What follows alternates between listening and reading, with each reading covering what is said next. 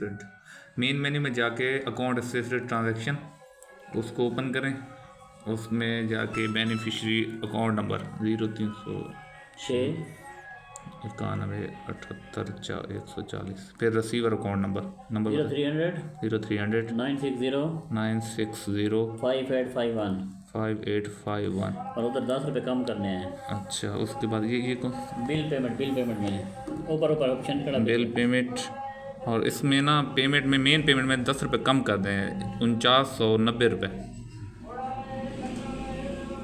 Biometric, और फिर pin लगा दें। नेक्स्ट करके 90 लिखे 91 लिखे 90 लिखे। ठीक है।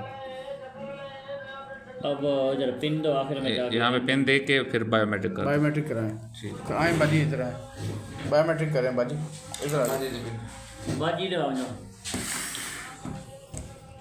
सजा को कर रहा है।